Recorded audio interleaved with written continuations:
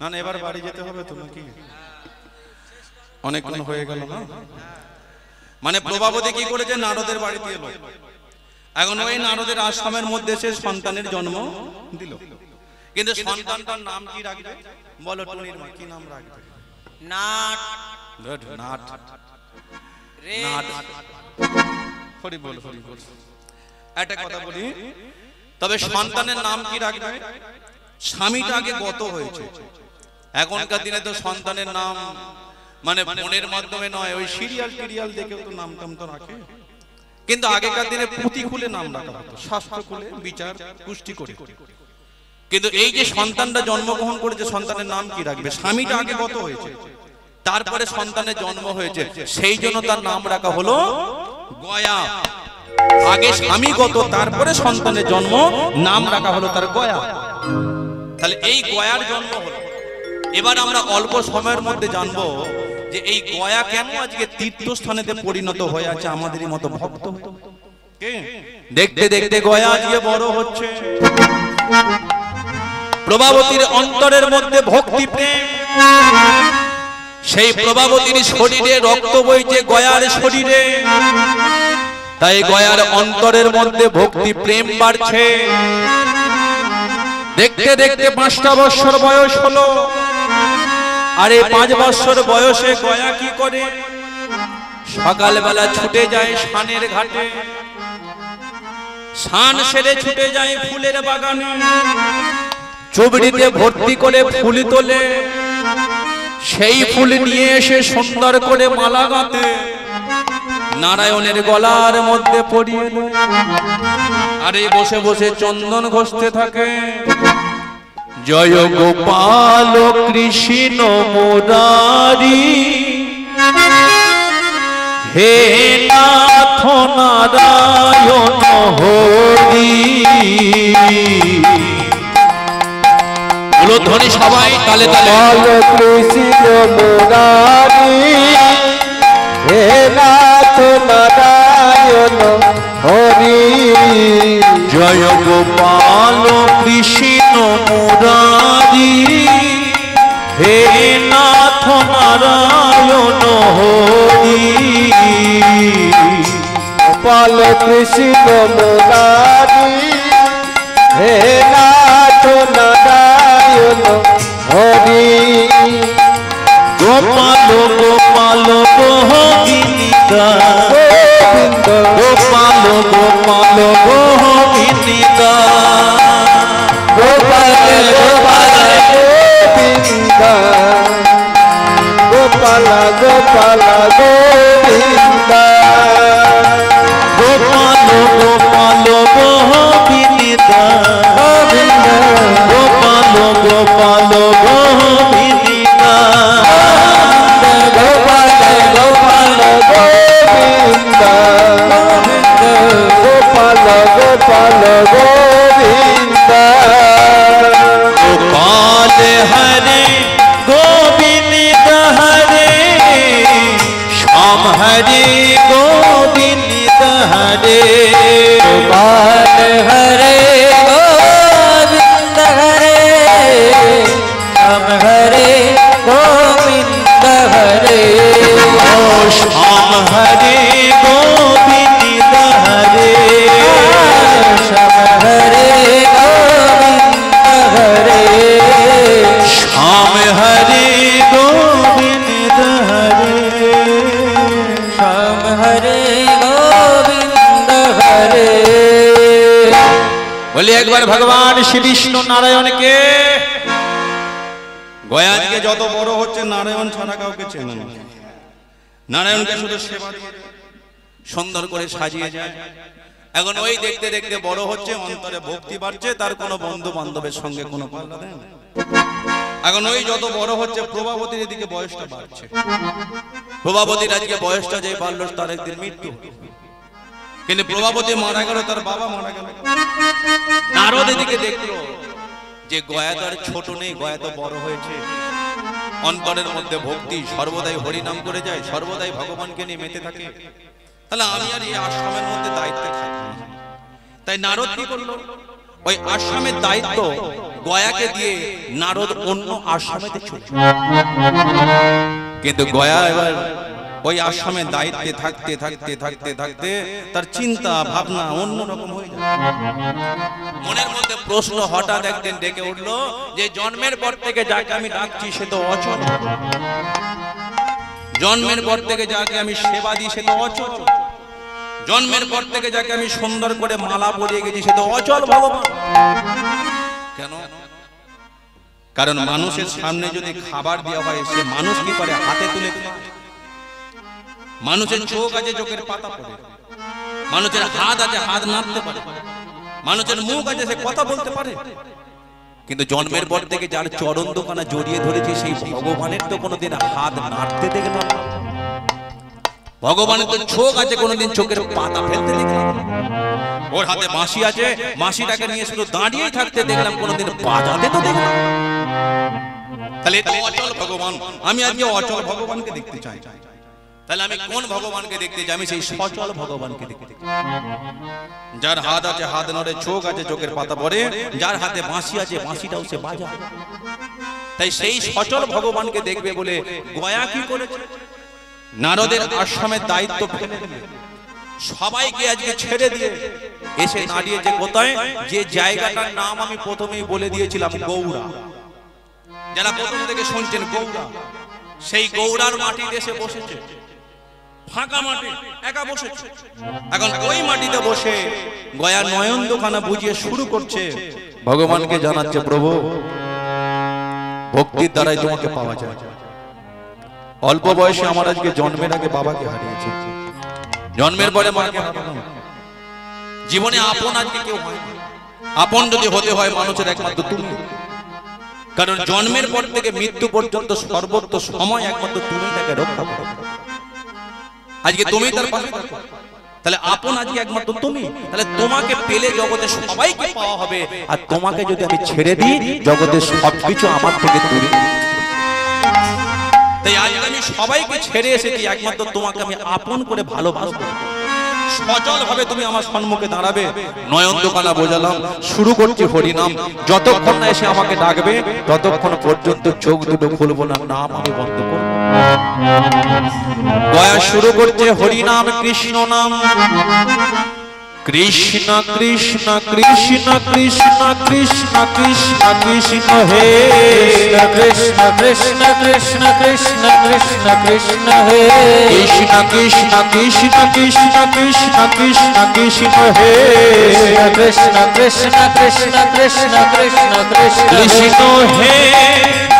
কৃষ্ণ কৃষ্ণ হে কৃষ্ণ হে কৃষ্ণ হে কৃষ্ণ হে কৃষ্ণ হে কৃষ্ণ হে কৃষ্ণ হে কৃষ্ণ হে কৃষ্ণ হে কৃষ্ণ হে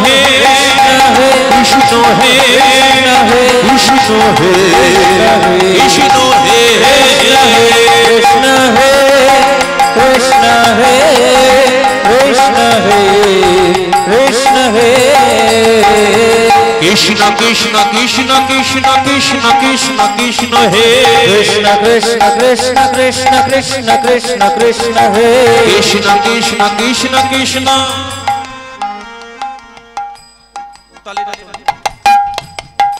গয়া শুরু করেছে হরিনাম। এত নামের পাওয়ার, তার বদনের হরিনামকে ধাক্কা মেরেছে সর্বলোকে। যেই দেবরাজ ইন্দ্রের কানেতে গিয়ে পৌঁছালো হরিনাম, দেবরাজ ইন্দ্র আর থাকতে পারলো না। মর্তলোকে এসে ওই গয়াকে দর্শন করবে বলে সঙ্গে করে কাকে নিয়ে আসছে? ওই আসছে সচিরে সঙ্গে করি ইন্দ্র লোক ছাড়ি, সচিরে সঙ্গে করি ইন্দ্র লোক ছাড়ি, সচিরে সঙ্গে করি ইন্দ্র লোক ছাড়ি, সচিরে সঙ্গে করি ইন্দ্র লোক ছাড়ি, উপনীত গয়াসুরের কাছে, কাছে উপনীত গয়াসুরের কাছে, কাছে উপনীত গয়াসুরের কাছে। আর হরিনামে গেছে ব্রহ্মলোকে, সৃষ্টিকর্তা ব্রহ্মা। এখন যেই গয়ার নাম ব্রহ্মলোকে ধাক্কা মেরেছে, ব্রহ্মা আজকে বড় সন্তুষ্ট। সাবেতে বলো প্রভু, মর্তলোকে হচ্ছে হরিনাম, এক ভক্ত করছে, সেই নাম এসে পৌঁছালো আমাদের ব্রহ্মলোকে। আমি ওই ভক্তকে দর্শন করতে চাই, তাহলে তুমি কি আমার সঙ্গে যাবে? ঠিক আছে চলো প্রভু। এবারে ব্রহ্মলোক থেকে আসছে গয়াকে দর্শন করবে বলে, আসছে কাকে নিয়ে? সাবিত্রী সঙ্গে করি ব্রহ্মলোক ছাড়ি, সাবিত্রী সঙ্গে করি হরি হরি বল। ব্রহ্মলোক ছাড়ে, সাবিত্রী সঙ্গে করি ব্রহ্মলোক ছাড়ে, সাবিত্রী সঙ্গে করি ব্রহ্মলোক ছাড়ে। উপনীত গয়াসুরের কাছে, কাছে উপনীত গয়াসুরের কাছে, কাছে উপনীত গয়াসুরের কাছে। গয়ার হরি নামে গেছে শিবলোকে। এই শিবলোকে কে থাকে? তো চোখ তো ঢুল ঢুল করছে রে বাবা আমার, হু হু হু। না না, তোকে দেখে মনে পড়ে গেল, মানে এই গয়ার বদনের নাম গিয়ে পৌঁছেছে কোথায়?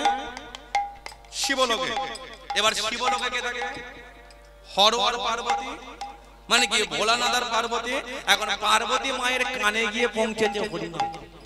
যেই পার্বতী মায়ের কানেতে পৌঁছালো বড় সন্তুষ্ট, এত বড় ভক্ত মর্তলোকে আছে, এই নাম করছে, সেই নাম আমাদের এই শিবলোকে এসে ধাক্কা মারলো, আমি বড় সন্তুষ্ট হয়ে উঠলাম।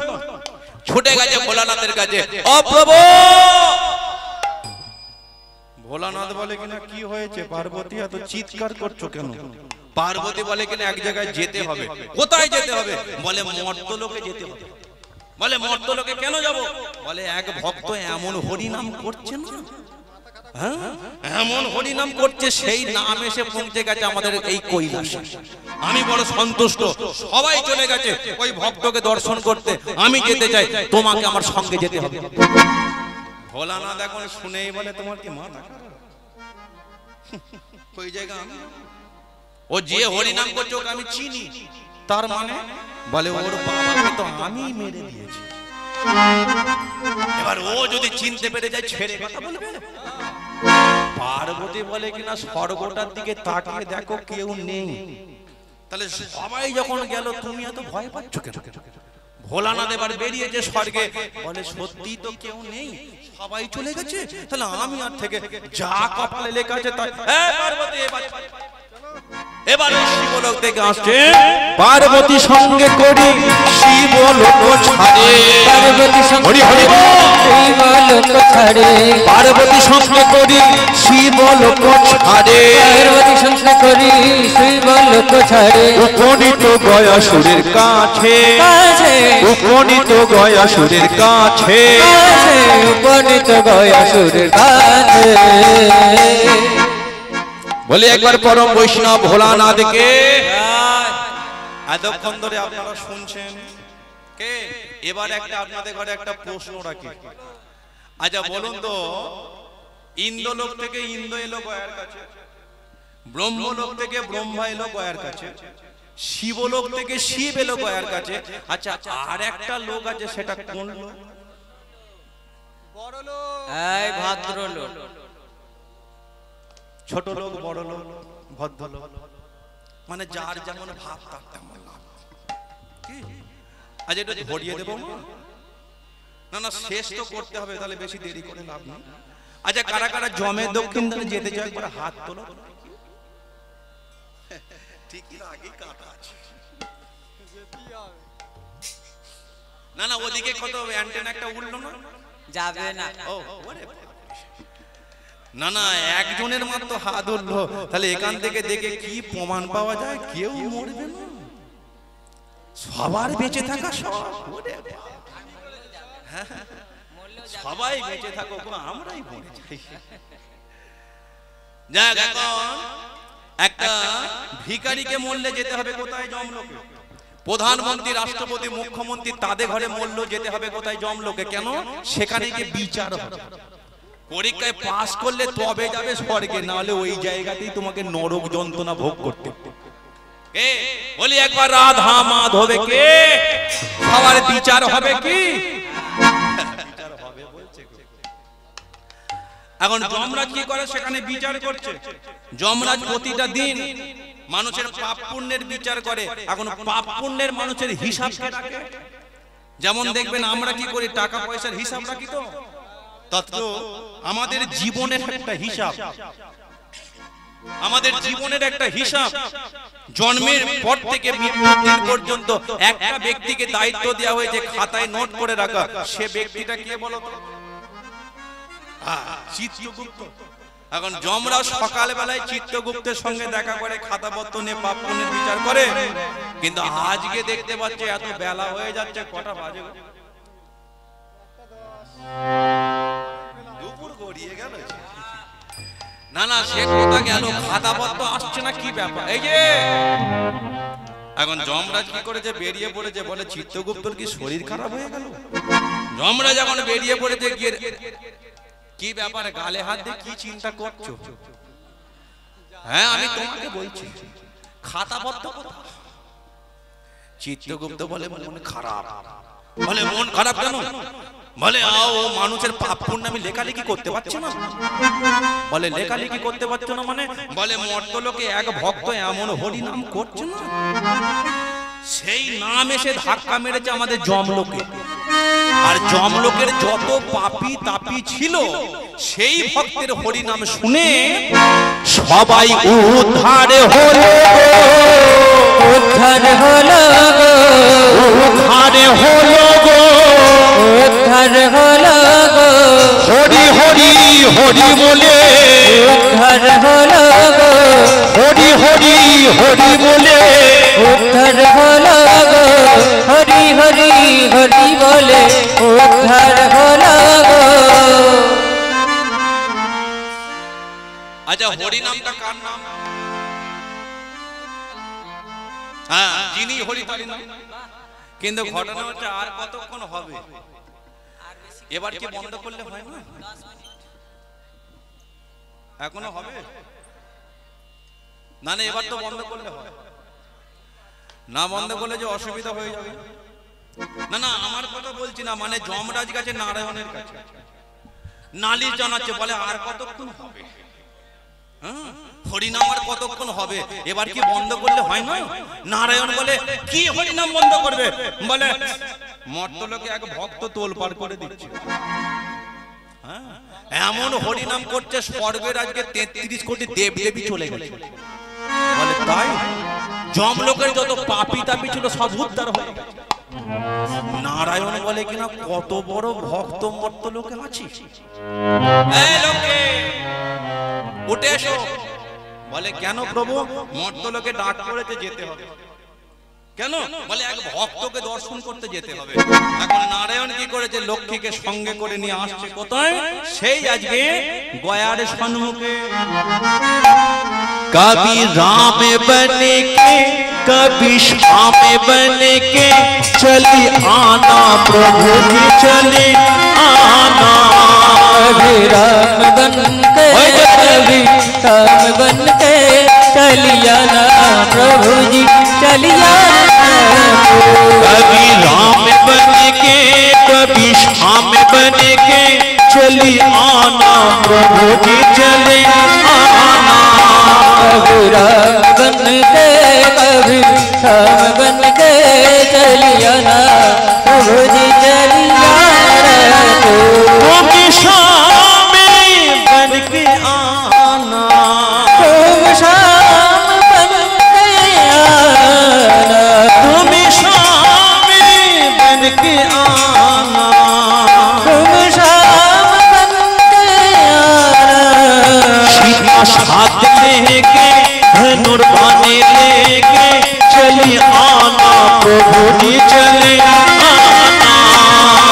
साथ लेके चलिया ना प्रभु जी चलिया ना।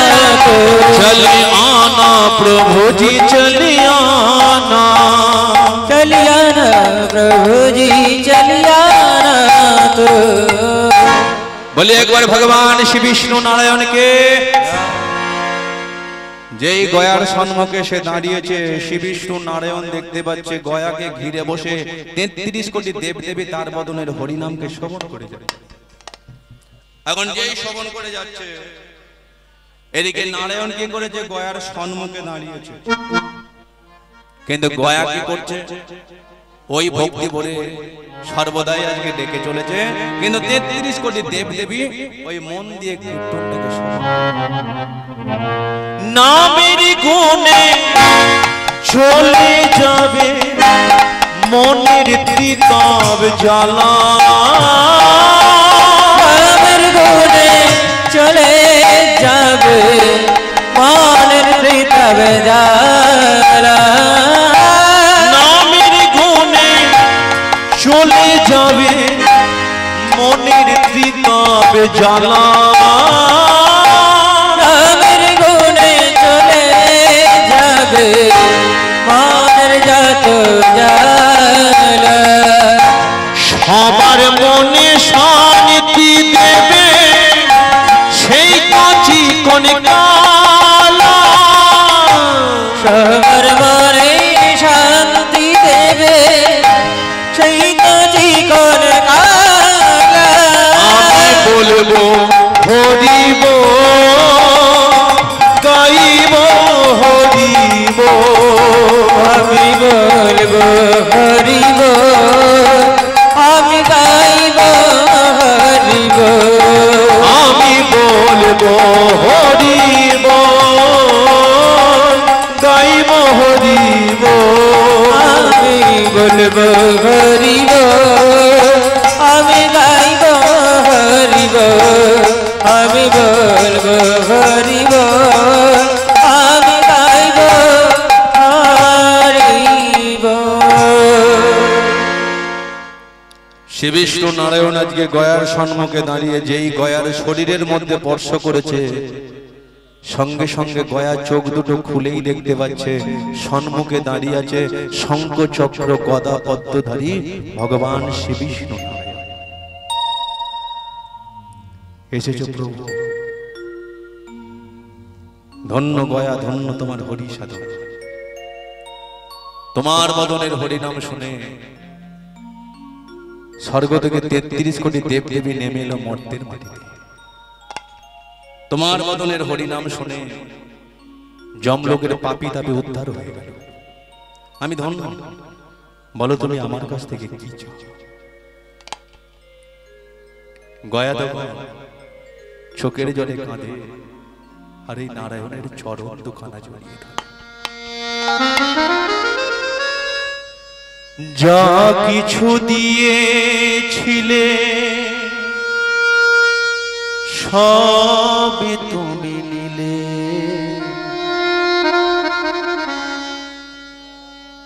আনন্দ হাসি গান সবই তুমি নিলে, দিতে যদি চাও তুমি এই বরে দাও,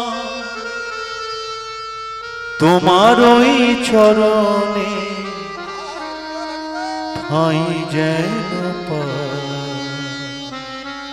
মনের ব্যথা জয় গৌর হরি বল হরি বল। মনের বেদনা তোমা বিনা কারে কো দয়া,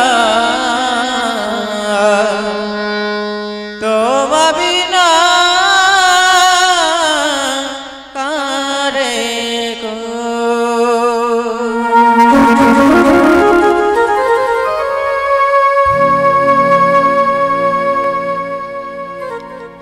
জন্মের আগেই তুমি বাবাকে কেড়ে নিলে, মাকেও কেড়ে নিলে। জীবনে আমার নিঃশ্বাস এখনো চলছে,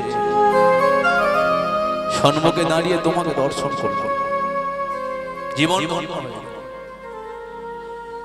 আমি আর বেঁচে থাকতে চাই না, আমার মৃত্যু। শ্রী বিষ্ণু নারায়ণ যখন বলে উঠলো মৃত্যু আমি তোমাকে দেব না, তুমি কত বড় ভক্ত সেটা জগৎ মাঝে আমি প্রমাণ করে দেব। হরিনামের কারণে যে আমাকে পাওয়া যায়, হরিনামের কারণে যে সর্ব বিপদ থেকে উদ্ধার হওয়া যায়, পাপী তাপী যে উদ্ধার হয় সেটা তুমি জগৎ মাঝে প্রমাণ করিয়ে দেখি। তাই জায়গাটা নাম আজকে 33 কোটি দেবদেবীর চরণের পরশে জায়গার মাটিটা বড় পবিত্র হয়ে গেল। আর এই পবিত্র মাটিতে তুমি আজকে বসে হরিনাম শুরু করেছিলে। তাই এই পবিত্র মাটিতে তোমাকে আমি শিলামূর্তি ধারণ করে রাখবো। আজকের পর থেকে জায়গাটার নাম তোমারই নামে হবে, সর্বতীর্থের মহাতীর্থ গয়া। 33 কোটি দেবদেবী তখন বলেছিল, প্রভু গয়া তীর্থের মাহাত্ম্য কি থাকবে? শ্রী বিষ্ণু নারায়ণ তখন বলেছিল, কোন মানুষ যখন মারা যাবে তাদের আত্মার মুক্তির জন্য গয়া ধামে এসে কেউ যদি পিণ্ডদান করতে পারে বা বাড়িতে যদি গয়ার মহোৎসব করতে পারে, আজকে সেই গয়ার শরীরে আছে পুণ্যের ফল ভর্তি। গয়া কি করবে? তার শরীরের পুণ্যের ফল পাপ ব্যক্তিকে দেবে, পাপগুলো হরণ করে গয়া তাদের আত্মার মুক্তি করে দেবে। গয়া তখন বলেছিল, প্রভু ভারতবর্ষের লক্ষ লক্ষ ভক্তরা এই তীর্থস্থানেতে আসবে, তীর্থে শুধু ভক্ত একা থাকবে এটা আমি চাই না। তাই তীর্থে ভক্ত ভগবান একই সাথে থাকবে, এটা প্রমাণ করার জন্য তোমারই একটা চরণ আমার মস্তকে অঙ্কিত করে দিল। তাই এখনো পর্যন্ত আপনারা যদি কোনোদিন যান দেখতে পাবেন, আমি গিয়েছিলাম, আমি দেখে এলাম, আজকে সপ্তাহখানেক হলো দেখেছি, এখনো পর্যন্ত সেই চরণ চিহ্ন আছে, সেখানে শিলামূর্তি ধারণ হয়ে আছে। আজকে ওই গয়ার কথা মতো শ্রী বিষ্ণু নারায়ণ কি করেছিল? একটা চরণ রেখেছিল বলি শিরে, আর একটা চরণ রেখেছিল কোথায়? ভক্ত গয়া শিরে। গয়াকে ধরিয়ায় প্রভু আলিঙ্গন করে, চৌদিকে যে ভক্তগণ হরি হরি বলে,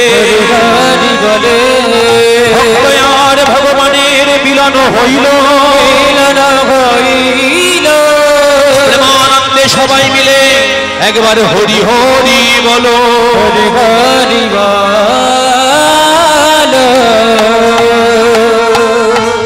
বলে একবার চৈতন্য মহাপ্রভুকে, রাধা মাধবকে, भगवान कृष्ण चंद्र के, निताई चाँद के, वृंदावन धाम के, हरिवासर के, अपन अपन भक्तबिंद के निताई गुरु प्रेमानंदे हरि बोल हरि बोल हरि बोल।